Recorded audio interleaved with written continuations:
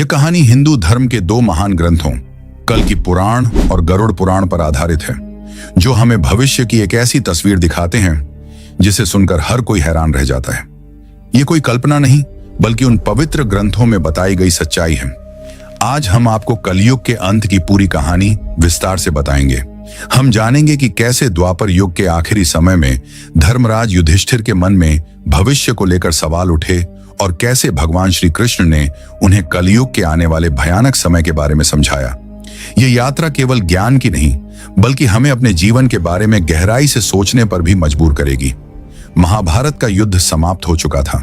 पांडव विजयी हुए थे और धर्मराज युधिष्ठिर हस्तिनापुर के सम्राट बन गए थे। राजमहल में सब कुछ शांतिपूर्ण था, लेकिन युधिष्ठिर का मन अशांत था। वे सोच रहे थे कि जिस युग में उन्होंने धर्म, सत्य और न्याय की स्थापना के लिए इतना बड़ा युद्ध लड़ा, क्या वह हमेशा कायम रहेगा? वे जानते थे कि द्वापर युग अब खत्म होने वाला है और कलयुग का आगमन होने वाला है। उनके मन में बार बार यही सवाल उठ रहे थे। आने वाले समय में मानव कैसा होगा? क्या धर्म और सत्य का महत्व खत्म हो जाएगा? क्या लोग स्वार्थी और क्रूर बन जाएंगे? इन सवालों ने उनकी रातों की नींद छीन ली। एक दिन अपनी इस चिंता का हल ढूंढने के लिए उन्होंने अपने चारों भाइयों भीम, अर्जुन, नकुल और सहदेव को बुलाया। वे सभी उनके पास आए। अर्जुन, जो हमेशा युद्ध के लिए तैयार रहते थे, उन्होंने पूछा, हे बड़े भाई, आप इतने परेशान क्यों हैं? क्या हस्तिनापुर पर किसी शत्रु ने हमला किया है? आप बस आज्ञा दीजिए, मैं अभी जाकर उस शत्रु का अंत कर दूंगा। युधिष्ठिर ने एक गहरी सांस ली और बोले, प्रिय अर्जुन, तुम्हारा पराक्रम अतुलनीय है। मुझे किसी बाहरी शत्रु से डर नहीं है। मेरी चिंता किसी और ही चीज से है। मेरी चिंता है कलयुग के आगमन से। उनकी बात सुनकर भीम, जो हमेशा अपने बड़े भाई के साथ खड़े रहते थे, बोले, भैया, आपकी यह चिंता हमारे मन में भी डर पैदा कर रही है। कृपया हमें विस्तार से बताइए, आखिर यह कौन सा संकट है? युधिष्ठिर ने अपनी चिंता का कारण बताया। मैं कलयुग के आने वाले प्रभावों को सोचकर बहुत परेशान हूं। मुझे लगता है कि इस समय केवल एक ही व्यक्ति हमारी मदद कर सकता है, द्वारिकाधीश श्री कृष्ण। हमें तुरंत उनके पास जाना चाहिए। सभी भाई उनकी बात से सहमत हुए। अर्जुन ने कहा, आप ठीक कह रहे हैं भैया। इस समय श्री कृष्ण ही सबसे बड़े ज्ञानी और दूरदर्शी हैं। हमें उनके पास जाना ही होगा। भीम ने भी जोश के साथ कहा, धर्मराज, हम सब आपके साथ हैं। हम अभी द्वारिका के लिए प्रस्थान करते हैं। और इस तरह पांचों पांडव अपनी सभी चिंताओं को साथ लिए द्वारिका की ओर निकल पड़े। जब पांडव द्वारिका पहुंचे तो भगवान श्री कृष्ण ने उनका गर्मजोशी से स्वागत किया। पांडवों के चेहरे पर चिंता साफ दिख रही थी। युधिष्ठिर ने श्री कृष्ण के चरणों में प्रणाम करते हुए कहा, हे केशव, आप तो सब कुछ जानते हैं। द्वापर युग अब समाप्त होने वाला है और कलयुग की शुरुआत हो रही है। हम यह जानना चाहते हैं कि इस आने वाले युग में इंसान का स्वभाव कैसा होगा, लोग क्या करेंगे और मोक्ष पाने का क्या रास्ता होगा? श्री कृष्ण मुस्कुराए। उन्होंने कहा, हे धर्मराज, आपकी जिज्ञासा बहुत सही है, लेकिन इसका जवाब मैं आपको सीधे नहीं दे सकता। इसके लिए आप सबको एक छोटी सी परीक्षा से गुजरना होगा। पांडव उत्सुक हो गए। युधिष्ठिर ने पूछा, हे माधव, हमें क्या करना होगा? श्री कृष्ण ने कहा, आप पांचों भाइयों को अलग अलग दिशाओं में घने जंगलों में जाना होगा। वहां आपको कुछ अजीब और हैरान करने वाले दृश्य दिखाई देंगे। आप उन दृश्यों को ध्यान से देखें और वापस आकर मुझे उनके बारे में बताएं। तब मैं आपको कलयुग के बारे में सब कुछ समझाऊंगा। पांडव तुरंत तैयार हो गए। वे अपने रथों से उतरे और पैदल ही 5 अलग अलग दिशाओं में घने जंगलों की ओर चल दिए। युधिष्ठिर एक बहुत घने जंगल में पहुंचे। वहां उन्होंने एक ऐसा दृश्य देखा जिसे देखकर वे हैरान रह गए। एक बहुत बड़ा हाथी था, लेकिन उसकी 2 सूंडें थीं। वह अपनी दोनों सूंडों से जंगल के बड़े बड़े पेड़ों को उखाड़ रहा था, जैसे कि उसकी शक्ति की कोई सीमा न हो। युधिष्ठिर सोचने लगे, यह कैसा जीव है और यह क्या संकेत दे रहा है? अर्जुन एक शांत और सुंदर जंगल में पहुंचे, जहां पक्षियों की मीठी आवाज गूंज रही थी। उन्होंने वहां एक विशाल पक्षी देखा, जिसके पंखों पर पवित्र वेद लिखे हुए थे। लेकिन यह देखकर अर्जुन अचंभित रह गए कि वह पक्षी मरे हुए जीवों का मांस खा रहा था। अर्जुन ने सोचा, यह कैसा विरोधाभास है। एक तरफ धर्म और ज्ञान और दूसरी तरफ ऐसा क्रूर व्यवहार। भीम एक हरे भरे मैदान में पहुंचे, जहां गायों का झुंड चर रहा था। उन्होंने देखा कि एक गाय ने अभी अभी एक बछड़े को जन्म दिया था। मां की ममता देखकर भीम खुश हुए, लेकिन अगले ही पल वे डर गए। वह गाय अपने बछड़े को इतना जोर से चाट रही थी कि बछड़े के शरीर से खून निकलने लगा। भीम सोचने लगे, एक मां अपने ही बच्चे को इतना क्यों चोट पहुंचा रही है? यह कैसी ममता है? सहदेव एक शांत नदी के पास पहुंचे जहां 7 कुएं थे।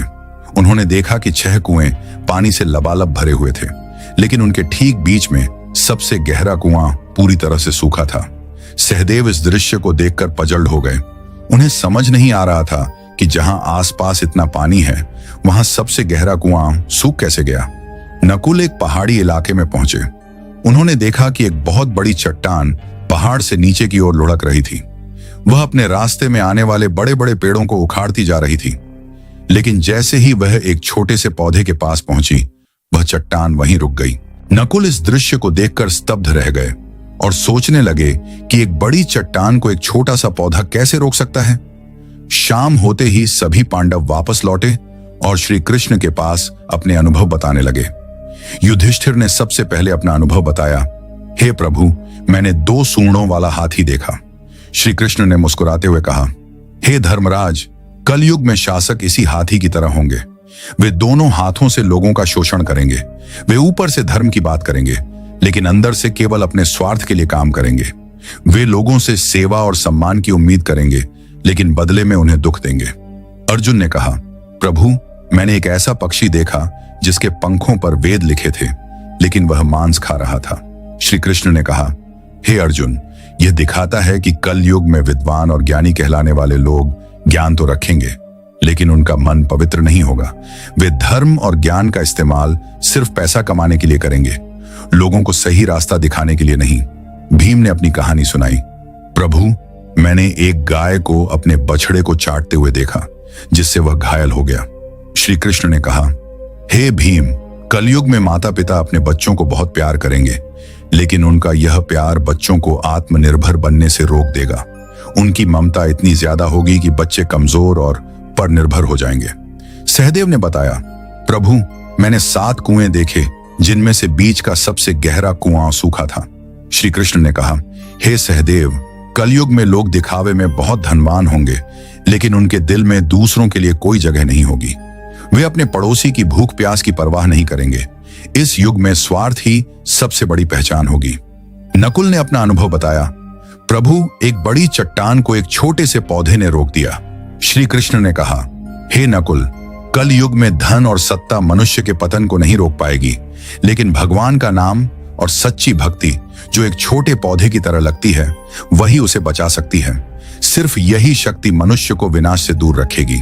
पांडवों के इन अनुभवों के जरिए श्री कृष्ण ने उन्हें कलयुग की सच्चाई से अवगत कराया। जब भगवान विष्णु अपने वाहन गरुड़ के साथ बात कर रहे थे, तब गरुड़ ने भी उनसे यही सवाल पूछा, हे प्रभु, सभी युगों में कलयुग को सबसे बुरा क्यों माना जाता है? इसके अंत के क्या संकेत होंगे? भगवान विष्णु ने मुस्कुराकर गरुड़ को 5 सबसे बड़े संकेतों के बारे में बताया, जो कलयुग के अंत को दर्शाते हैं। कलयुग के अंत में इंसान की उम्र बहुत कम हो जाएगी। लोग सिर्फ 20 साल तक जिएंगे। 12 साल की उम्र में ही लोग बूढ़े दिखने लगेंगे। उनके बाल सफेद हो जाएंगे और शरीर कमजोर हो जाएगा। 8 से 9 साल की लड़कियां मां बनने लगेंगी, लेकिन वे खुद इतनी कमजोर होंगी कि अपने बच्चों का ठीक से पालन पोषण नहीं कर पाएंगी। लोग अस्वास्थ्य कर खाना खाएंगे और तनावपूर्ण जीवन जिएंगे, जिससे उनका शरीर और मन दोनों कमजोर हो जाएंगे। कलयुग के आखिरी समय में नैतिकता और धर्म पूरी तरह खत्म हो जाएंगे। पतिव्रता स्त्रियां लगभग नहीं मिलेंगी। एक ही स्त्री के कई पुरुषों से संबंध होंगे। लोग पूजा पाठ, शादी विवाह और अंतिम संस्कार जैसे धार्मिक काम पूरी तरह छोड़ देंगे। पानी की कमी के कारण लोग नहाना छोड़ देंगे, जिससे शरीर की पवित्रता खत्म हो जाएगी।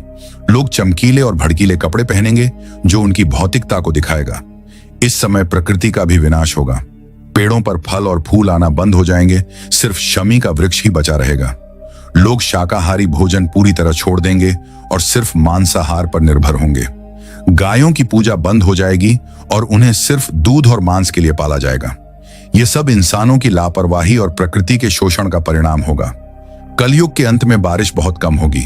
खेतों में अनाज पैदा नहीं होगा और जो थोड़ा बहुत होगा भी वह रसहीन और बेस्वाद होगा। फलों में रस नहीं होगा। लोग भूख और प्यास से तड़पेंगे। सिर्फ बकरियों का दूध ही मिलेगा। समाज में भूखमरी, अशांति और हिंसा बढ़ेगी। लोग खाने और पानी के लिए एक दूसरे से लड़ेंगे।